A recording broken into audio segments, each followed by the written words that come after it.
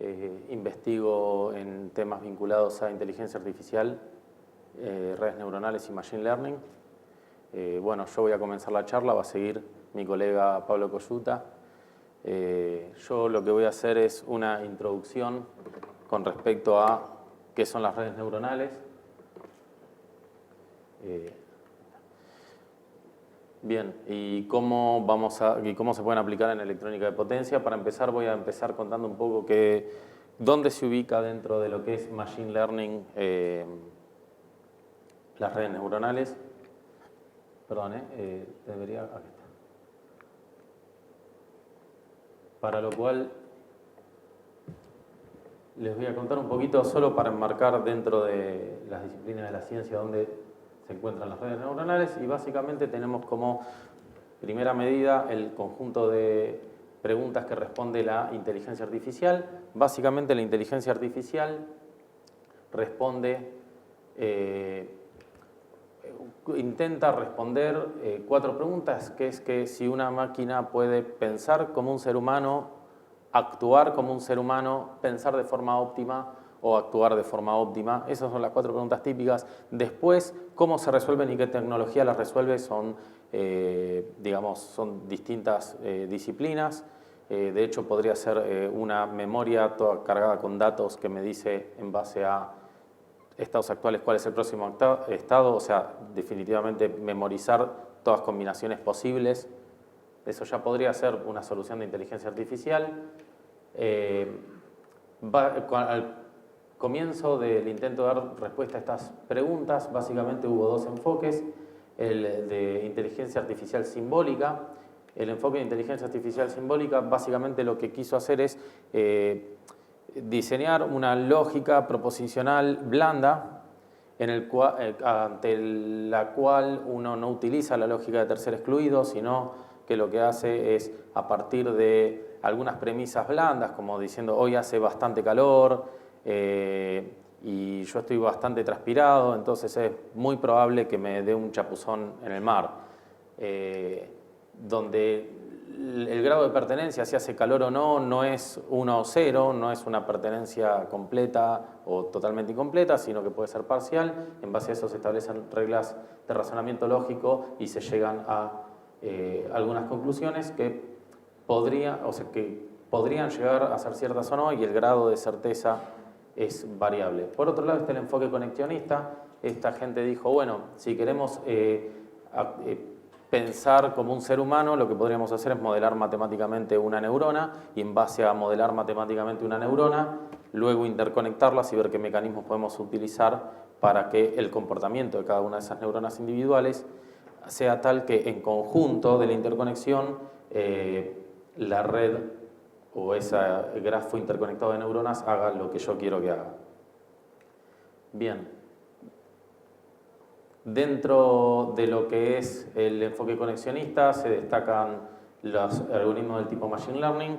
Básicamente en este tipo de algoritmos se caracterizan por que la máquina que yo diseño aprende en base a un montón de observaciones que yo le muestro, y le digo para cada observación que le muestro, por ejemplo imágenes, por ejemplo frames de audio, le digo qué quiero que haga en consecuencia. Para lo cual, una de las cosas que se necesita es un gran volumen de datos para poder resolver este tipo de problemas. Las máquinas las máquinas de Machine Learning se entrenan con volúmenes de datos que se dicen que son anotados, porque para cada dato sé qué salida espero.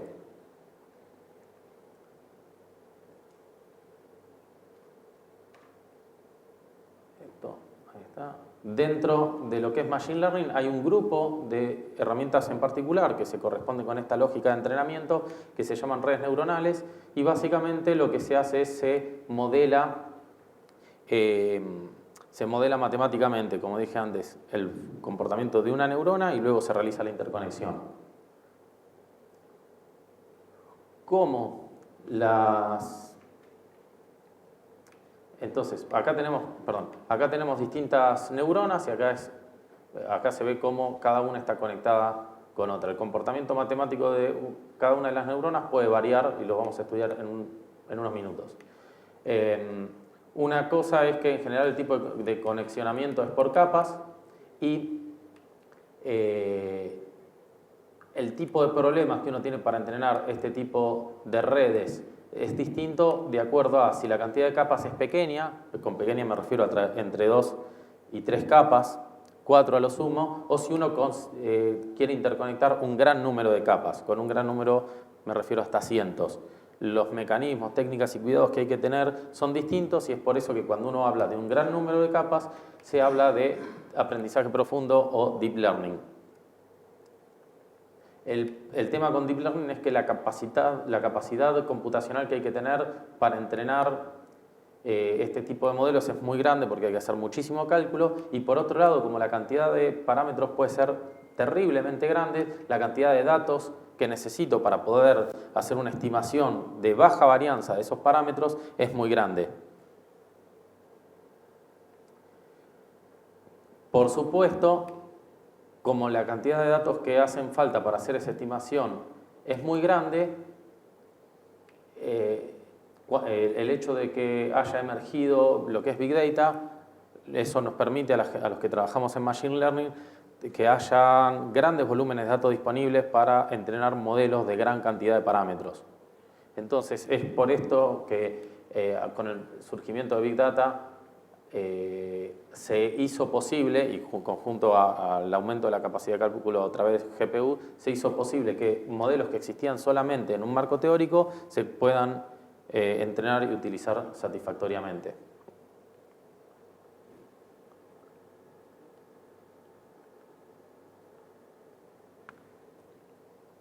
Dentro de los algoritmos de Machine Learning se distinguen dos tipos de entrenamiento, lo que se llama aprendizaje supervisado. En aprendizaje supervisado yo lo que tengo es un dataset anotado y esto dice, bueno, para cada observación de entrada, que de vuelta pueden ser imágenes, puede ser audio, pueden ser mediciones de tensión, corriente, fase en un circuito y a partir de eso yo tengo lo que quiero tener a la salida. Por ejemplo, el duty cycle con el que voy a controlar una llave de conmutación. Por otro lado, en aprendizaje no supervisado, el dataset no está anotado, sino lo que se busca es cumplir con un criterio general y no específico para cada una de las anotaciones. En aprendizaje supervisado se utiliza básicamente para clasificación de los datos de entrada, para predicción de datos futuros o de valores y filtrado de los datos de entrada. En cambio, en el dataset no anotado se realizan cosas como nuevas representaciones de los datos de entrada, tal vez bajar la dimensionalidad, muchas veces reducir la dimensionalidad con algún criterio particular hace que uno se saque de encima un montón de ruido no deseado. Visualización, datos que por ahí están en dimensión 300 o 10.000, lo puedo reducir a dimensiones más pequeñas para hacer cálculo más eficiente, con muy poca pérdida de la información real de los datos. O clustering, tengo un gran volumen de datos y quiero agruparlos de acuerdo a cuál es el parecido entre ellos, sin saber a priori cuántas clases hay, ni tampoco a qué clases pertenece un conjunto de datos de entrenamiento. Por último, tenemos lo que es aprendizaje por refuerzo, de lo cual vamos a hablar en un ratito. Bueno, el aprendizaje supervisado básicamente, en el contexto de lo que son redes neuronales, se utiliza un sistema del tipo modelo costo optimizador. Básicamente el modelo me dice a partir de las observaciones de entrada cuáles son las salidas estimadas por el modelo. Por otro lado tenemos la función de costo que me dice en función de las salidas estimadas del modelo y las anotaciones que yo efectivamente tenía para cada una de estas observaciones, ¿cuál es la función de costo? La función de costo se puede pensar como una medida de apartamiento entre lo que yo obtuve efectivamente a partir de mi modelo y lo que me hubiera gustado tener. El objetivo del optimizador es minimizar esta función de costo y para que el modelo se comporte de forma lo más parecida posible a lo deseado. Típicamente el modelo tiene ciertos parámetros W y el optimizador lo que hace es va modificando esos parámetros iterativamente para que estas salidas se parezcan cada vez más a estas entradas. Entonces, típicamente, la función de costo en función de los parámetros del modelo va a tener una forma como esta. Fíjense que hay mínimos locales y lo que uno quiere es que este costo valga lo menos posible, para lo cual se utilizan métodos de gradiente que me dicen que los próximos parámetros son, en la próxima iteración son los parámetros en la iteración actual menos una constante pequeña por el gradiente de la superficie de costo con respecto a los parámetros. Es decir, yo tengo ciertos pesos, calculo el gradiente en este punto y como el gradiente indica la dirección de máxima variación, me muevo en dirección contraria y de a pasitos voy buscando mínimos. Como esta técnica corre el riesgo de que yo me estanque en mínimos locales, el estudio de optimizadores consta en ver distintas estrategias para poder sortear este tipo de problemas, ya sean mínimos locales o platós de la función de costo. Entonces, básicamente esto lo dijimos, es una medida del apartamiento entre las anotaciones y las salidas que me da el modelo. Los optimizadores minimizan la función de costo y la función de costo puede cumplir con algún criterio probabilístico, por ejemplo, minimizar la entropía cruzada entre la estimación del modelo y los datos reales, o por ejemplo, un criterio físico, minimizar la energía del error de estimación, es decir, la diferencia entre lo que a mí me hubiera gustado tener la salida y lo que efectivamente tuve al cuadrado, la suma de eso va a hacer que sea mínima. Son de acuerdo al problema, de acuerdo a si uno quiere hacer clasificación o regresión, se utilizan distintas funciones de costo. Estos son algunos ejemplos, hay muchos y las distintas funciones de costo es otro campo en donde hay mucho para ver. La estrategia típica de un modelo de redes neuronales o de machine learning en general es, yo tengo ciertas observaciones anotadas x1 a xn, x1 a xn, cada uno es un vector de observaciones, de vuelta pueden ser imágenes, pueden ser series temporales, pueden ser audio, pueden ser corrientes, tensiones, fases medidas en un circuito. Entonces, y separo este grupo de entrenamiento en dos, en un grupo de entrenamiento y un grupo de validación. Básicamente lo que hago es, con optimizadores, minimizo la función de costo para el subconjunto de entrenamiento, denominado train, y luego me fijo, en base a eso, cuál es la función de costo para el subconjunto de validación. En este punto es importante aclarar que el modelo no vio a los datos de validación. O sea, en ningún momento yo lo utilicé para calcular los parámetros del modelo, solo los de entrenamiento. Si la función de costo para el grupo de validación es similar a lo que yo tengo como costo para el grupo de entrenamiento, se dice que el modelo generalizó bien. Es decir, que el modelo performa de manera similar para datos que yo usé para ajustar los parámetros y para datos que yo no usé para ajustar esos parámetros, simplemente para chequear si el modelo se comporta de manera similar. Es decir, si puede dar el salto entre los datos que yo específicamente usé para ajustar los parámetros y una aplicación real. ¿Está bien? En donde en general yo no dispongo de esos datos. Si la diferencia de la función de costo entre un grupo y otro es muy grande, entonces se dice que el modelo no generaliza correctamente, es decir, yo lo entreno con datos de entrenamiento, el modelo aprende bien para esos datos de entrenamiento lo que tiene que hacer y el costo es bajo, pero para datos que no usé para entrenar, el modelo performa mal. Y eso no me sirve en la práctica. Hay mucho estudio con respecto a esto. De hecho, este es el gran problema que tienen los algoritmos de Machine Learning y redes neuronales. Bueno, el modelo más simple, hablamos de costo, hablamos de optimizadores. El modelo más simple es un perceptrón. Básicamente yo tengo señales de entrada y a cada una de las señales de entrada, que en definitiva son valores reales, las multiplico por parámetros, hago la suma y aplico una función de activación. La función de activación debería ser alineal para que tenga sentido, si no, uno acá podría no poner nada y obtengo una salida. Básicamente el optimizador lo que hace es aplica el gradiente, para lo cual tiene que ir derivando, se aplica el método de la cadena, bueno, eso es todo un tema, pero lo importante es que esta función de activación sea derivable para yo poder del modelo total aplicar la derivada de la función de costo con respecto a cada uno de los parámetros, aplicando la regla de la cadena. Bien, en base a esto yo tengo mi salida estimada. Este perceptrón es básicamente la simulación matemática de cómo se comporta un tipo de neurona particular que tenemos en el cerebro. Bien, esto es un conjunto típico de funciones de activación.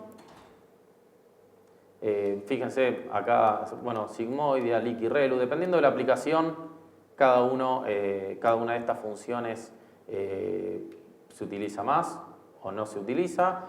Pueden no ser derivables en algún punto particular, puede no estar definida la derivada, pero lo ideal es que en la mayoría de los puntos, o sea, salvo en excepciones particulares o finitas, que el modelo esté definido.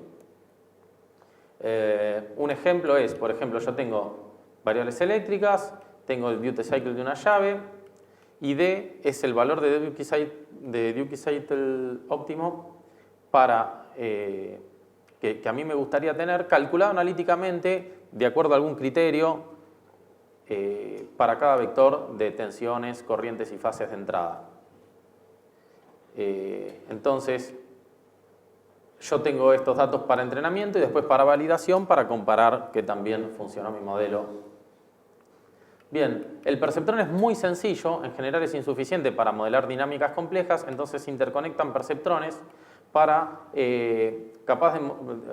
para modelar dinámicas más complejas. Se arman capas de perceptrones y se interconectan todas entre sí.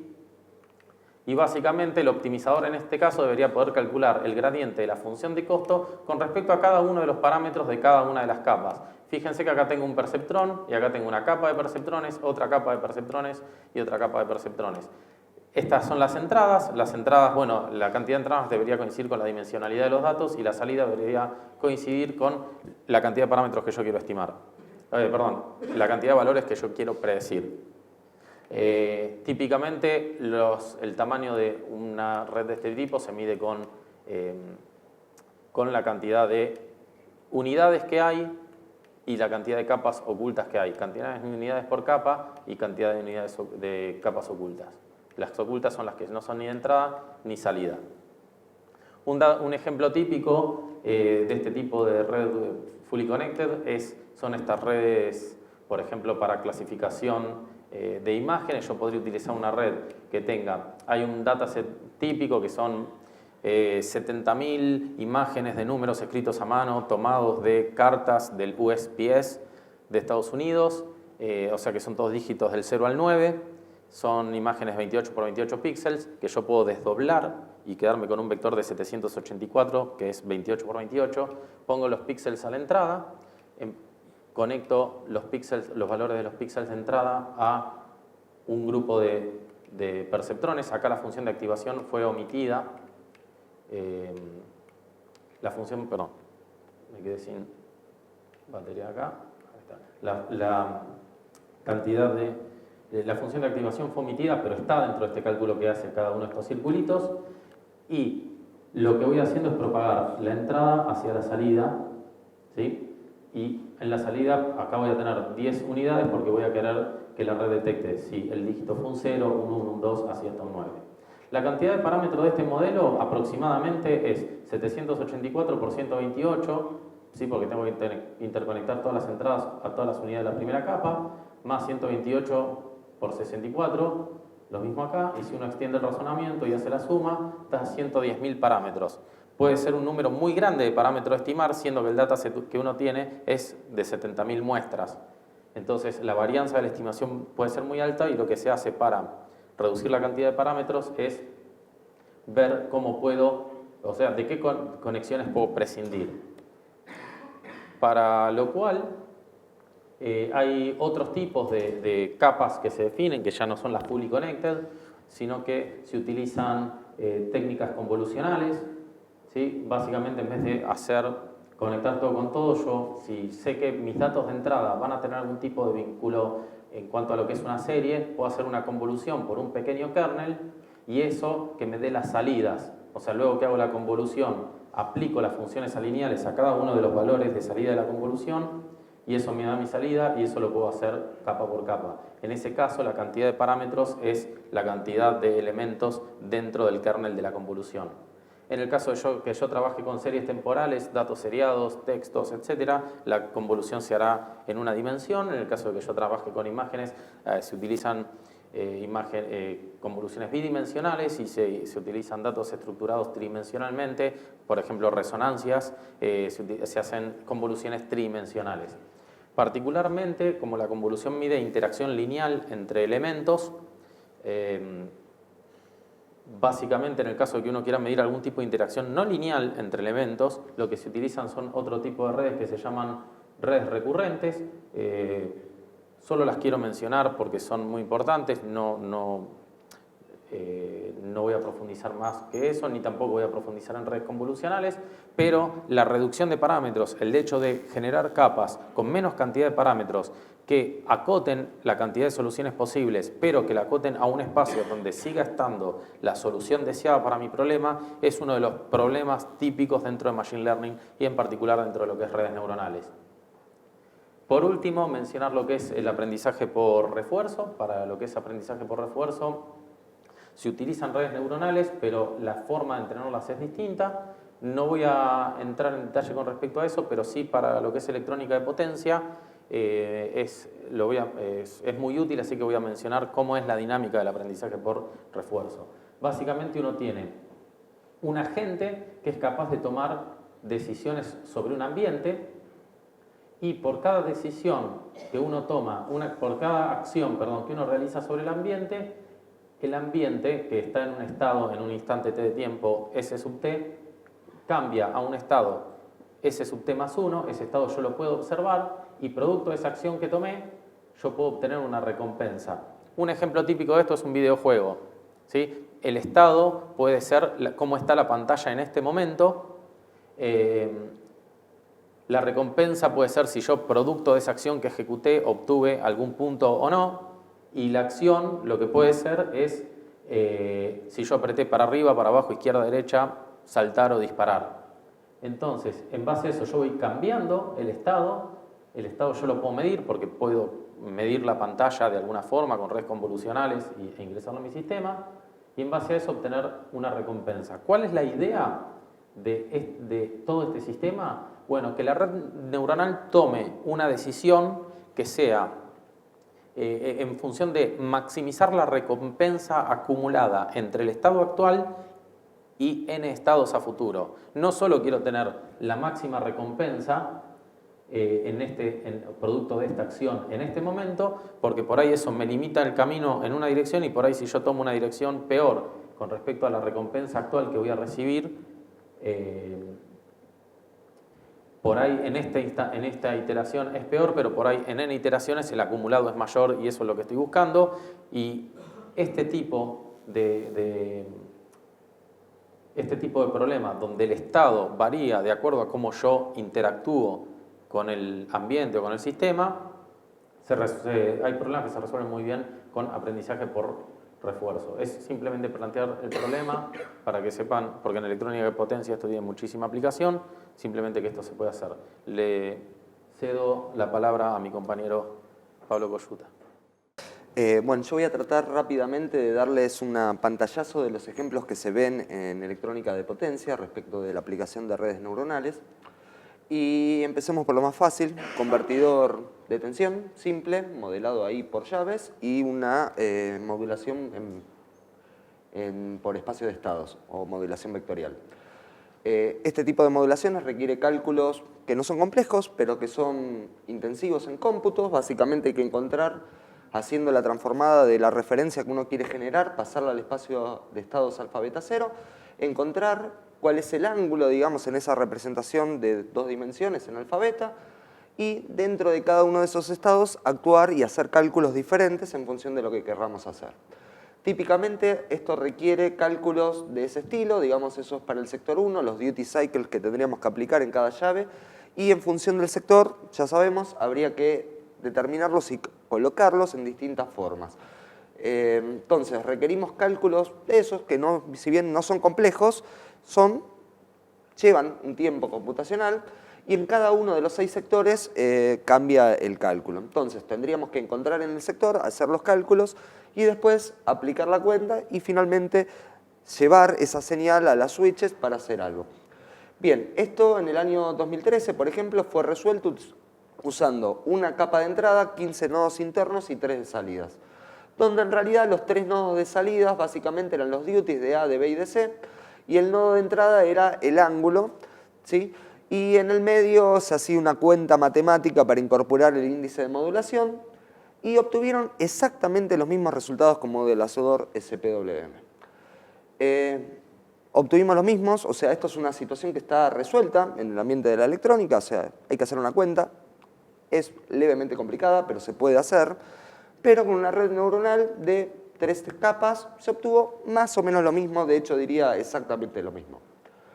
En otro momento alguien agarró el mismo convertidor, lo conectamos al revés, lo usamos de rectificador. Si queremos hacer esto y tener un factor de potencia unitario en la entrada, necesitamos generalmente un algoritmo de este estilo donde requiere transformadas de coordenadas, donde requiere controladores PI, donde requiere un montón de cosas.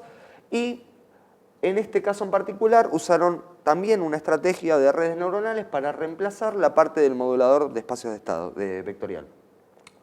¿Qué hicieron? Solamente reemplazaron el pedacito del modulador vectorial con un approach levemente diferente. En vez de usar una sola capa, usaron 2 capas, o sea, 2 redes independientes, una donde calculaban los duty cycles, otras donde calculaban digamos, la amplitud, o sea, el índice de modulación, básicamente, y después con sumadores y multiplicadores generamos las señales reales de disparo de los transitores, y noten que en la última capa parece un perceptrón, básicamente, que no es más ni menos que la comparación que estamos haciendo con una triangular en un modulador PWM, ¿sí? Que al fin y al cabo es una función no lineal, es una comparación directa, también lo podemos modelar de esta forma. ¿Qué pasó con esto? Bueno, básicamente reemplazaron ese pedacito, generaron una implementación en la cual en la implementación que tenían en el DCP que usaban mejoró los tiempos de cálculo al ser un poquito más simple, ¿sí? Pero no cambió mucho significativamente, o sea, se mejoraron un poco los tiempos de cálculo, se mejoraron las THD en la red, pero esos cambios eran ínfimos, no cambió demasiado. Entonces, ¿qué pasa? Esto tiene una complejidad que también es grande, o sea, si bien la modulación, hacerla tiene una complejidad de cálculo elevada, el hacer el cálculo de la red neuronal también tiene una complejidad de cálculo que en algunos casos podría ser hasta más elevada que la solución tradicional que está recontraestudiada y sabemos que funciona. Ahora, ¿qué pasa? Cuando las cosas empiezan a cambiar, por ejemplo, en un convertidor NPT de 5 niveles tenemos 125 estados diferentes de llaves de conmutación, o en el caso que trabajamos nosotros, un convertidor multinivel fuente de corriente de 7 niveles, tenemos 729 combinaciones de estados de llaves. En estos casos, por ejemplo, hay un estudio del 2010 aplicado en el NPT, que la red neuronal, en este caso, simplificaba el cálculo bastante de la modulación vectorial. En el caso del multinivel fuente de corriente que nos dedicamos nosotros, bueno, todavía estamos implementándolo, no terminamos, esperamos obtener resultados observables en el corto plazo. Bien, acá quizás una de las aplicaciones más interesantes. Agarrar una turbina eólica, tener datos muestrados cada 10 minutos, por ende tenemos 6 mediciones por hora, 24 horas por día, son 144 mediciones. La idea es, dadas las 24 horas anteriores, o sea, las 144 mediciones anteriores, tratar de estimar qué es lo que va a pasar en las próximas 3 horas. ¿Sí? Acá no tenemos una solución analítica, no hay una solución matemática, o sea, estamos tratando de predecir el tiempo. Listo, se acabaron todas las cuestiones matemáticas. Tenemos probabilidades, tenemos estadísticas, pero no tenemos un cálculo físico para saber qué va a pasar en las próximas 3 horas. Hicieron una red neuronal genética, similar a las que les acaba de explicar Carlos, donde tuvieron 144 nodos de entrada, o sea, las 144 muestras de datos anteriores, una capa oculta que requirieron unos 289 nodos y una salida que son las muestras de las próximas 3 horas, por eso 3 horas a 6 muestras por hora necesitamos 18 nodos. Tomaron datos reales en una planta en China durante 10 días, usaron los primeros 9 días para entrenar la red, el próximo día para validar la red. Hicieron 2 estimaciones. A la izquierda tenemos la estimación del viento, a la derecha tenemos la estimación de la potencia, usando 3 tipos de redes diferentes, ¿sí? Y como pueden observar, la tendencia de la medición real, que es la azul en el viento a la izquierda, contra la predicción, es bastante buena, ¿sí? Teniendo en cuenta que solo consideramos un día de mediciones atrasado. En cuanto vamos a estimar la potencia en función de la hora del día, más o menos también tenemos contra la medición real, que es la roja, cualquiera de las tres redes performaban bastante bien y aproximaban bastante bien la potencia que íbamos a estimar. Esto fue publicado en el 2010 y la realidad es que tiene una buena performance y esto sirve para poder predecir, por ejemplo, cómo vamos a orientar la generación en los próximos días o en las próximas horas, o aún agregando más datos podríamos hacer predicciones a mayor tiempo en el futuro. En el último tiempo, en 2018, el año pasado, alguien dijo, bueno, agarremos una celda fotovoltaica, tratemos de obtener el punto de máxima potencia a través de una red neuronal. Dado que el algoritmo requiere mover la potencia para poder encontrar el punto óptimo de operación, o sea, los algoritmos tradicionales de Perturban Observe lo que hacen es mandar un poquito más de tensión, mandar un poquito menos, ir midiendo la potencia y en función si la derivada de la potencia va para un lado o va para el otro, me voy moviendo y voy encontrando el punto de máxima potencia. Es un algoritmo que requiere moverse y de ahí las oscilaciones que estamos viendo en la línea azul, que es cuánto tiempo tarda en obtener la máxima potencia y una vez que llegamos a la máxima potencia nos movemos alrededor del punto de máxima potencia. Aplicaron tres redes neuronales distintas, usando aproximadamente 40 pesos, o sea, en tres capas. En la primera usaron 2 capas de entrada, 10 en la capa intermedia, 1 en la salida y así sucesivamente está en la tabla. Y podemos ver que las redes neuronales, cualquiera de los tres tipos que analizaron, llegan al punto de máxima potencia un poquito más rápido, ¿sí? ¿Tenemos ventajas? Sí, tenemos ventajas. En complejidad de cálculo no es relativamente elevada. Ahora la eficiencia del sistema cambia mucho y mucho no cambia. Bien, conclusión de todo esto, las redes sirven para estimar, las redes sirven para filtrar, las redes sirven para clasificar y en electrónica de potencia hay mucha estimación y mucho filtrado y mucha predicción, ¿sí? Nosotros estamos tratando de implementar técnicas de este estilo en un convertidor multinivel fuente de corriente y todavía los resultados preliminares son alentadores, pero no tenemos nada definitivo. Hay que tener muchísimo cuidado con este estilo de soluciones, ya que la solución de redes neuronales muchas veces puede generar una capacidad de cómputo que excede muchísimo la capacidad requerida por las soluciones tradicionales. En cuyo caso, bueno, obviamente no sería una solución óptima para ese caso, pero muchas veces, cuando sucede al revés, cuando la capacidad de cómputo requerida por la solución tradicional es muy grande, ahí podemos llegar a encontrar soluciones que requieren menos capacidad de cómputo. Bien, con esto estaríamos concluyendo la presentación. Muchas gracias.